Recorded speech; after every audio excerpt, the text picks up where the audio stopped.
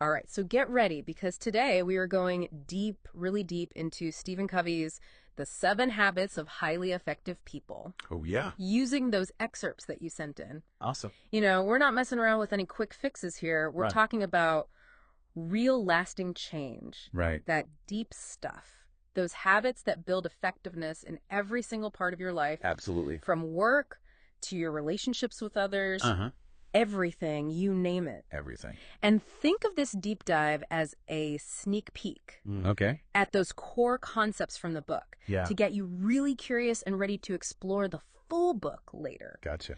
So what I really appreciate about Covey's approach is he doesn't just throw techniques at you. Right. He goes way deeper to those fundamental principles that drive lasting change. Exactly. He's all about that real change coming from within. Yeah, that inner transformation. Not just like slapping on a new attitude or something. Right. It's about building your character. Yeah. Aligning yourself with principles.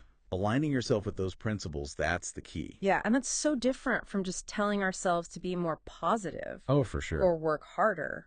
Right. It's about looking deeper. Deeper, absolutely. And Covey actually uses this analogy of paradigms. Okay, paradigms. Those mental maps that we kind of carry around Yeah. that shape how we see the whole world. Like our lenses. Yeah, like Right. lenses. I like that. You've seen that famous optical illusion. Oh, yeah, I know what you're talking about. The one where you can see a young woman and then Old woman, yeah. an old woman in the same image. It's crazy how that works. It's mind-blowing. Like, It is, yeah. but it's such a perfect example It is. of how our existing paradigms Yeah. can totally change how we're interpreting the same information. The same information, but we're seeing something totally different. It's the same information, but we're seeing different things. Yeah. And Covey suggests that a lot of us, maybe even most of us, Probably. we're walking around with paradigms that are actually limiting our effectiveness. Oh, that makes sense. We might be stuck in this scarcity mentality Oh, yeah. where everything feels like a competition. Ugh, I hate that. Or we might be operating from this paradigm of victimhood. Victimhood. Or we feel powerless to change anything. Oh, I've been there. Yeah, it's like being stuck in this rut A rut. without even realizing it. It happens. And Covey argues that to actually achieve that lasting change, To really change things up. we need to experience what he calls a paradigm shift. A paradigm shift. We need to challenge those underlying assumptions Yeah. that are holding us back. The stuff we don't even realize is there. Exactly. And he contrasts this with what he calls the personality ethic, The personality. which focuses on those outward techniques and quick fixes. Think of all those self-help books out there There's tons of them. that promise to make you rich and successful Like overnight. in 30 days or less. Yeah, right. They might give you a little temporary boost, Maybe. but they don't actually address the root cause of our challenges. It's like putting a Band-Aid on a broken bone. Yeah, good analogy. It's not going to cut it. So Covey's saying we need to shift to what he calls the character ethic. The character ethic. It's all about aligning ourselves with those timeless principles, Timeless. I like that. those natural laws in the human dimension, as he calls them. In the human dimension. I love that phrasing. Me too. It's so evocative. It is. And think of principles like integrity, integrity, fairness, yeah. honesty, yeah. responsibility. Responsibility, got it. These are like universal. Universal. They apply to everyone, no matter your background, your culture, or your beliefs. That's like a common ground. It's like that foundation. Yeah, I like that. And here's where Covey's work gets so practical. Okay, let's get practical. He says that by living in harmony with these principles, we can achieve true effectiveness in every area of our lives. every single area. It's not about manipulating others No. or trying to game the system. No. It's about building that solid foundation for success Yeah. based on character and integrity. That's a solid foundation. And he uses this analogy of the PPC balance PPC balance. to illustrate this whole concept. Okay, I'm intrigued. So P stands for production. Production. All Now, right. those are the desired results that we want to achieve. The goals. The goals, yeah. Makes sense. And PC stands for production capability, Production capability. which is the asset that actually produces those results. Oh, okay. The thing that makes it happen. So tell me more about this PPC balance. Okay. Yeah. Break it down for me.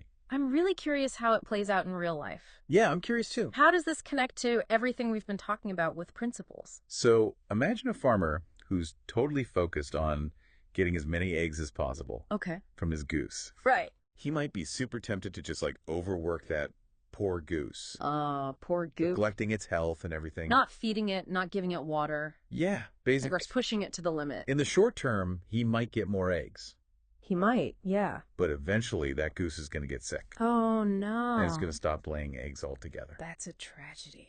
Right, so that's a classic example of focusing too much on P. On those results. Yeah. At the expense of PC. At the expense of the goose. Poor goose. The thing that's making those results happen. That's such a vivid image. It is, isn't it? I can see how, in a work setting, this could be like a manager who just burns out their team Oh, yeah. by pushing for those short-term results. Always pushing, pushing, pushing. Without investing in their development or well-being. Totally neglecting that PC. And in our personal lives, this could be like someone who neglects their health For sure. or their relationships Yeah. while they're chasing material success. Oh, that's a common one. So it's like Covey is saying What's he saying?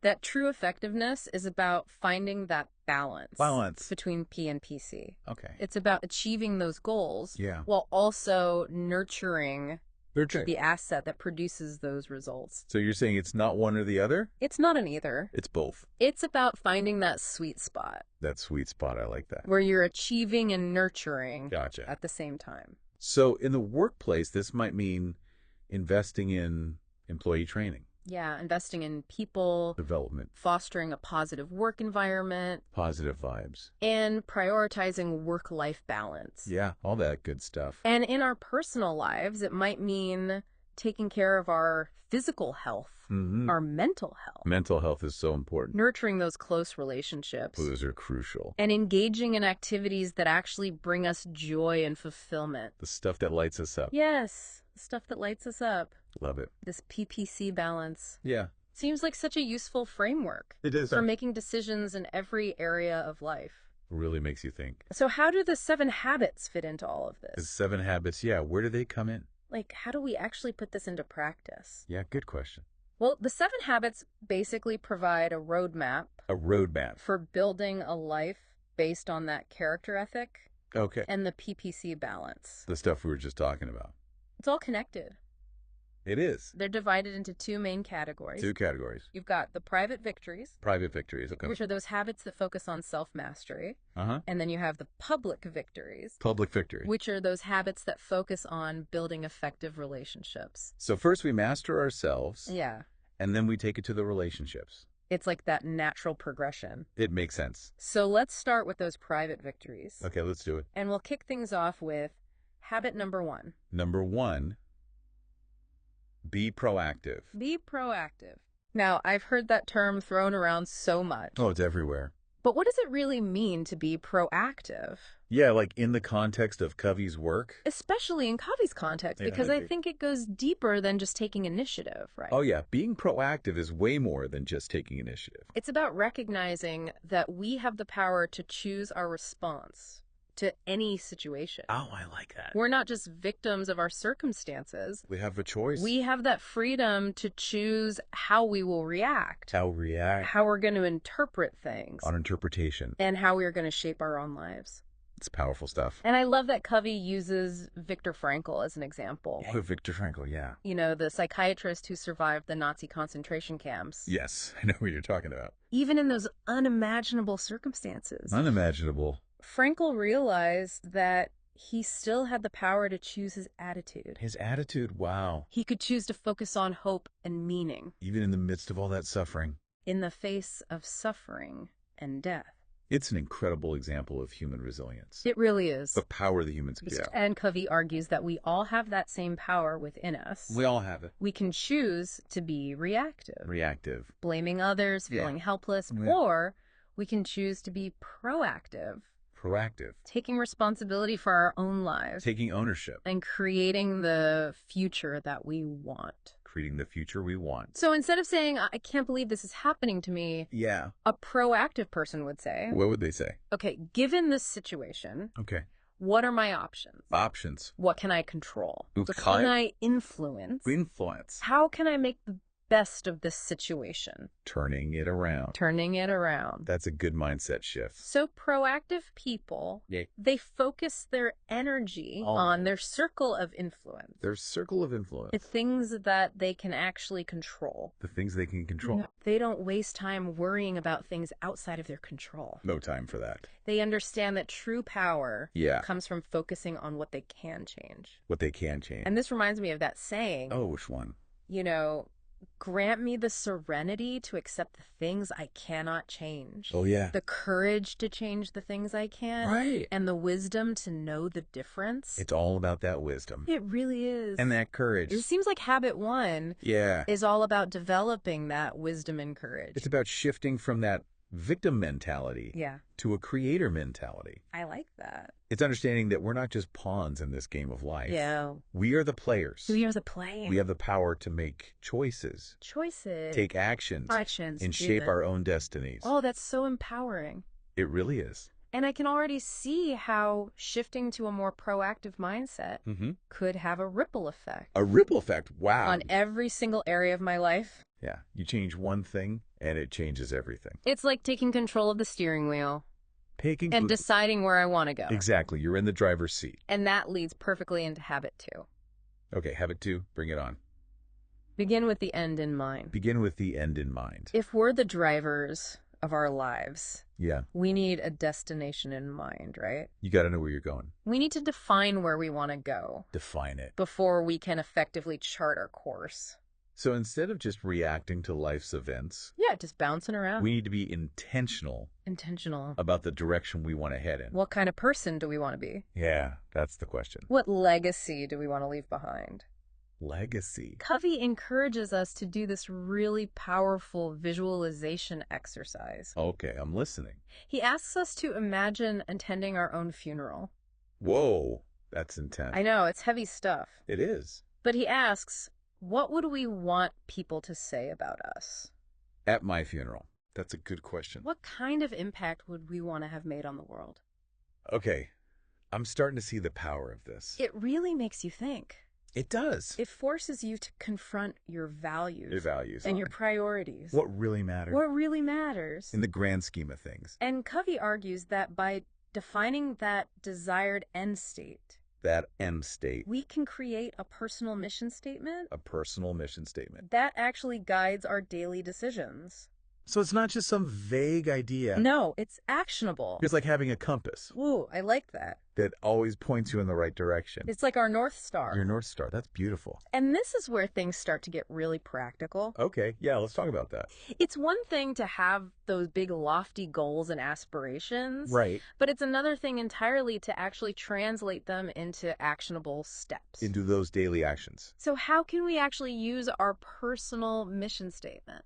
Yeah, how do we use it? To guide our daily choices and actions. Good question. That's where habit 3 comes in. Habit 3. Put first things first. Put first things first. This habit is all about effective self-management. Okay. Prioritizing our actions based on importance. Not just on urgency. Rather than urgency, yes. Because sometimes the urgent things aren't actually that important. I struggle with this one so much. Me too. I often get caught up in the whirlwind of urgent tasks. The whirlwind. And I feel like I'm constantly putting out fires. Oh yeah, I know that feeling. So how can we escape this tyranny of the urgent? The tyranny of the urgent. That's a good way to put it. How can we make time for those important but not urgent activities? Right. The things that actually move us towards our goals. That contribute to our long-term goals and values. A long-term vision. Yeah, that long-term vision. Covey introduces this tool called the time management matrix. The time management matrix. It's a really simple but effective way to categorize tasks. I like that. Based on their urgency and their importance. Urgency and importance. And he suggests that we should really try to focus our energy on quadrant 2 activities. Quadrant 2. Those are the ones that are important but not urgent. Important but not urgent. Give me some examples of those quadrant 2 activities. Okay, yeah, I'd love some examples. So think of things like planning. Planning. Uh-huh. Relationship building. Relationship building. Personal development, yeah. Preventative maintenance. Preventative maintenance. It's about working on that important stuff. Yeah. Before it becomes a fire that you have to put out. Before it becomes urgent. Exactly. So instead of waiting until my car breaks down, right, I should schedule those regular maintenance checks. Don't you got approach? And instead of letting my relationships just drift. Drift apart. Yeah, I should proactively schedule quality time Quality time. with the people that I love. And instead of feeling overwhelmed by work, Overwhelmed, yeah. you invest time in planning and organizing your tasks. Planning and organizing. So you can stay ahead of the game. It's about being proactive. It all comes back to habit 1. It does. It's all connected. And by prioritizing those quadrant 2 activities, we're basically investing in our future selves. Our future selves. We're building that solid foundation. That solid foundation. For success and well-being. This is so helpful. I'm glad. I can see how just shifting my focus to those quadrant 2 activities could have a huge impact. A huge impact. On my productivity and just my overall happiness. Happiness too, absolutely. But let's be real. Real talk. It's not always easy to say no. No, it's not. To those urgent demands. It's hard. Even when we know. Deep down. They're not actually that important. So how do we do it? Yeah, how do we break free? How do we break free? From the tyranny of the urgent. Covey suggests that we need to have a bigger yes burning inside. A bigger yes? What does that mean? It's like having a compelling vision. Okay. That drives your priorities. So if we're truly passionate about our goals and values, about the things that really matter, it'll be easier to say no. To say no. To those distractions. To the things that don't really align. That don't align with our vision. It's like that saying, oh yeah, if you don't stand for something, you'll fall for anything. Exactly. And that's where the power of habit 2 comes in. Begin with the end in mind.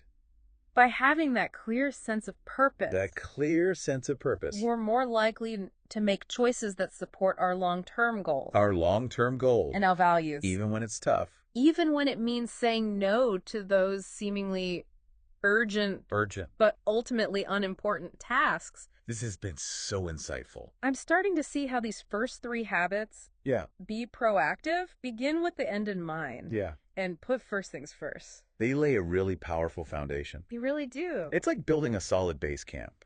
A base camp. Before you start that climb to the summit. I love that analogy. It's a journey. They're all about taking control of our lives, defining our values, and making choices that align with our deepest aspirations. Deepest aspirations, that's good. And these private victories are essential for achieving those public victories. Public victory. Those habits that focus on building those effective synergistic relationships. So we'll explore those next time. We will. Stay tuned. Can't wait. So building on those private victories. Yeah. You know, those habits we were talking about that are all about self-mastery. Right. Let's kind of shift gears a little bit. Okay. And explore those public victories. Public victories, all right. Habits 4, 5, and 6. Okay. These are all about taking that strong sense of self and applying it to, you know, creating incredible relationships. Oh, so we've laid that groundwork. Yes. With self-mastery. We've mastered ourselves. And now we're stepping out into the world. Out into the world. And applying those principles to how we interact with others. Interacting with others, exactly. And first up, we've got habit 4. Habit 4. Here we go.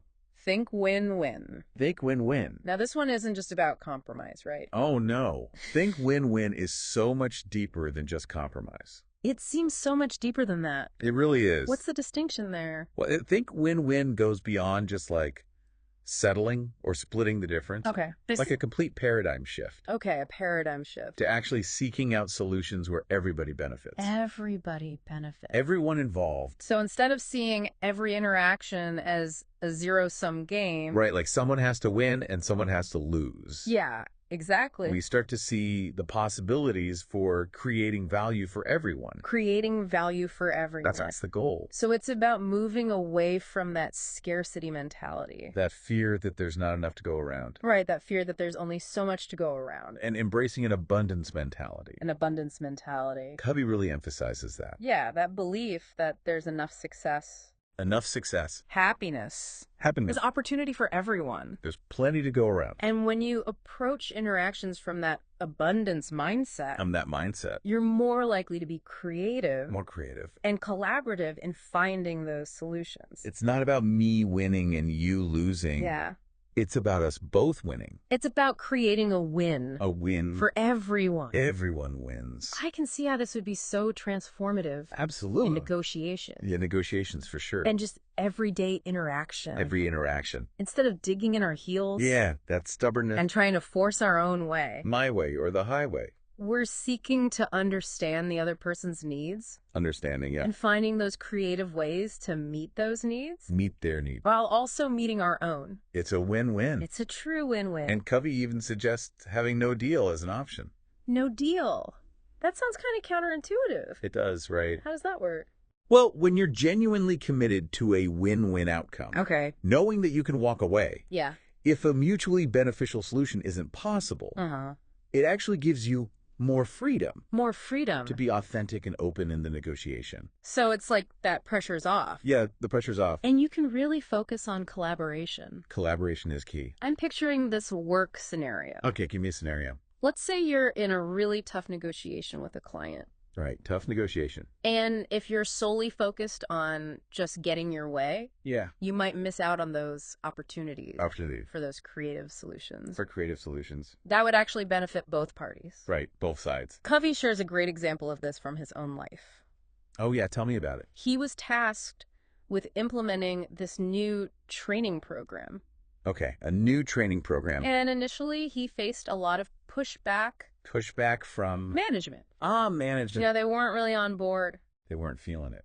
But by consistently approaching the situation from that win-win perspective. With that win-win mentality. He was able to create a program. He's able to create something. That not only met the company's objectives. The objective. But it also empowered employees. Empowered employees. And fostered a culture of learning and growth. Learning and growth. That's amazing. It's a perfect example. A perfect example. Of how think win-win can lead to those innovative solutions. To innovation. But it feels like we need more than just the right mindset to really pull this off. Yeah, mindset's important. We also need to understand the other person's perspective. Their perspective, yeah. Which brings us to habit 5. Habit 5. Seek first to understand. Seek first to understand. Then to be understood. Then to be understood. This one's all about empathic listening. Empathic listening. And it's more than just hearing the words, right? Oh, absolutely. It's about really getting the other person's point of view. Their point of view. Their feelings. Their needs. Their needs. Covey points out that we often jump into conversations. Yeah, we do. With our own autobiographical filters. Autobiographical filters? What are those? Basically, we're listening through the lens of our own experiences. Our own experiences, okay. So we're focused on advising. Probing. Evaluating. Or interpreting. Based on what we've been through. Based on our own stories. Instead of actually listening to their story. He gives that funny example. Yeah, I remember this one. Of the husband grilling his wife. Oh, yeah. About her day. How's your day, honey? But he's not really listening. No, he's not engaged at all. He's just waiting for his turn to talk? He's just waiting to jump in with his own stories. Classic. Or how many times have we seen a parent lecturing a teenager? Oh, yeah, I've been there. About the importance of school.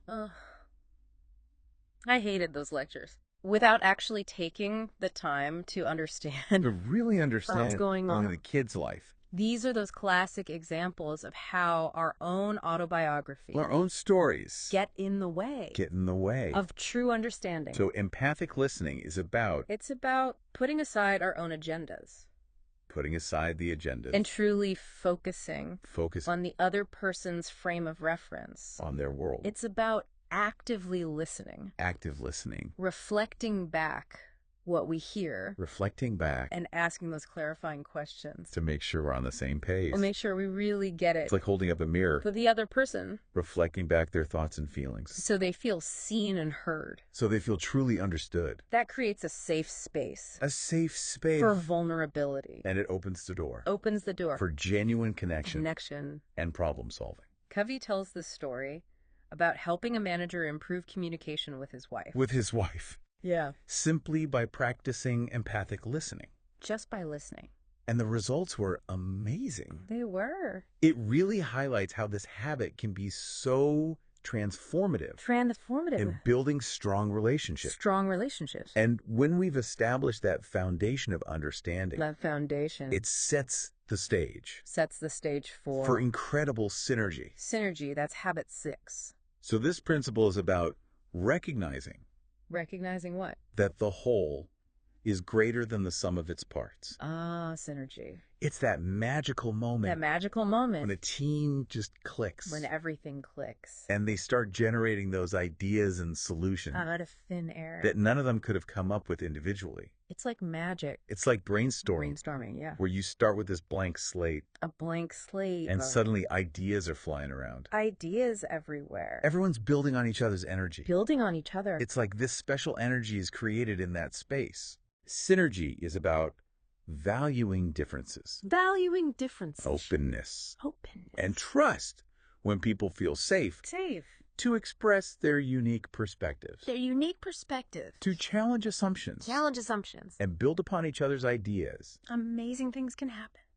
Amazing things. Covey talks about this classroom experience. Oh, in the classroom. Where he facilitated this process where the students co-created a new vision. Co-created a vision. For the class. For the class. That's cool. And it wasn't about him dictating the curriculum. No, it wasn't about him. It was about tapping into. The collective wisdom and creativity of the group. The collective wisdom. And the result was this learning experience. That was so much more engaging and impactful than anything he could have designed on his own. It's the power of synergy. So those public victories. Think win-win. Seek first to understand, then to be understood. In synergize. They're all about taking those principles of personal effectiveness. Right. And applying them. To our interactions with others. It's about moving from independence to interdependence. From independence to interdependence. Recognizing that we can achieve so much more together. Than we ever could alone. But to sustain this level of effectiveness, we need to make sure we're taking care of ourselves. Which brings us to habit 7. Habit 7. Sharpen the saw. Sharpen the saw. This one's about self-renewal. Self-renewal, yeah. It's like recognizing that you are your most valuable asset. And investing in your own well-being. Investing in ourselves. To maintain that effectiveness in all areas of life. I love that. Covey highlights 4 key dimensions of our nature. Okay, 4 dimensions. That we need to nurture. Okay. Physical, spiritual, mental, and social emotion. I'm still processing all that stuff about those 4 dimensions we need to nurture. That's a lot, right? It's really amazing, though, how Covey takes these simple ideas, like simple on the surface, and he turns them into this really powerful framework. For effectiveness. For being effective in life. Not just personal effectiveness. But in our relationships with others as well. Exactly. It's about becoming a better person. And that's really the beauty of the 7 habits. The beauty of it. They're not just like random tips and tricks. Not at all. They form a cohesive system. A system. Everything's interconnected. It's like those gears working together. Oh, I like that analogy. To make a smooth and efficient machine. We start with that foundation of principles. And then we build on that. With those private victories. Self-mastery. Focusing on self-mastery. And then we add those public victories. The public victories. To strengthen our relationships. Relationships with others. And all along the way, we're sharpening the saw. Sharpening the saw. Renewing ourselves in all 4 dimensions. All 4 of those dimensions. To keep that machine running smoothly. I love how you put that. It's a great way to think about it. And what's so powerful about this framework? What is it? It's not just about hitting those external goals. External goals, right? It's about becoming more congruent. More congruent. What does that mean? More aligned with our deepest values. Our values. Living a life. Of integrity and purpose. Yeah. You know, one of the most impactful concepts Covey talks about. Oh, yeah. Which one? Is the gap between stimulus and response. The gap between stimulus and response. He's saying that in that space. Between something happening to us. And our reaction. We have the freedom to choose. We have a choice. We're not just reacting. It's so profound. It is. Because it reminds us. Reminds us of what? That we're not just puppets. Puppets. Reacting to the strings of fate. We have agency. We have agency. We have the power to choose. It really resonates with Viktor Frankl's experience. Viktor Frankl? In the concentration camp. Even in those horrific circumstances. Horrific. He realized That he still had the power to choose his attitude. To choose his attitude. Powerful stuff. It's a powerful reminder that even in the midst of suffering, we still have that choice. Makes you think about those times. Oh. When you're about to just react. Like impulsively. Without thinking. Maybe with anger. Anger. Or frustration. If you could just remember that gap. That gap. You can create that space for a more thoughtful response. It's like hitting the pause button. The pause button. Before letting my emotions take over. Before things escalate. And by consciously using that gap. Consciously using it. We can break free from those reactive patterns. Those patterns that aren't serving us. That might be holding us back. Holding us back from what we really want. It's not about suppressing our emotions. No, not at all. It's about becoming more aware of them. Aware of our emotions. And choosing how we want to express them. Choosing how we express them. Covey also shares the story about dedicating a year to deep communication with his wife. Oh yeah, with his wife. They would set aside time each day. Every day. To really understand each other. To connect on a deeper level. To explore their vulnerabilities. Or vulnerabilities. And build that emotional connection. It's a beautiful example of how investing in those relationships. Investing in relationships. Even the ones that are already strong. Even strong relationships. Can lead to so much growth. And connection. Connection. He created this safe space. A safe space. Where they could really be themselves. To be seen and heard. To be seen and heard. It makes you think about going beyond just going through the motions. Yeah, like those surface level interactions. Just going through the motions. We need to make that effort. That conscious effort. To connect. To listen. Empathic listening. To listen empathetically. Empathic listening. To really see the other person. To really see them. To nurture those connections. To nurture those connections. Instead of just taking them for granted. And that's really the heart of Covey's 7 Habits. The heart of it. To move beyond those superficial techniques. Yeah.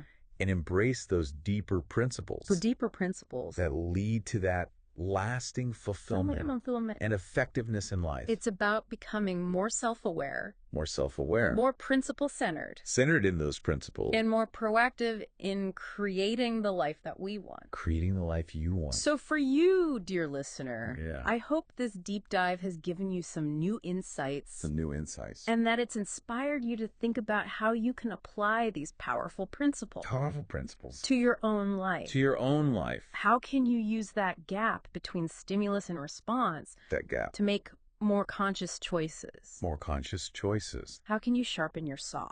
Sharpen the saw. In all 4 dimensions. All 4 dimensions. Remember, these 7 habits are not a destination. Not a destination. It's a journey. It's a journey. An ongoing process of growth and self-renewal. Always growing and renewing. And remember, the beauty of Covey's work. The beauty of it. Is that it's timeless.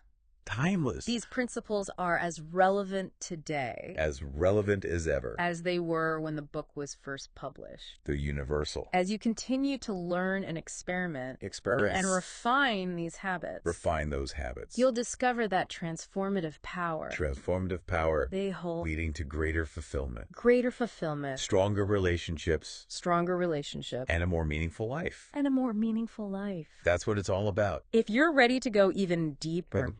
I highly recommend exploring the 7 Habits of Highly Effective People in its entirety. The full book. There's a wealth of wisdom waiting to be discovered. Until next time. Until next time. Keep seeking, keep learning. Keep seeking, keep learning. And keep diving deep. And keep diving deep.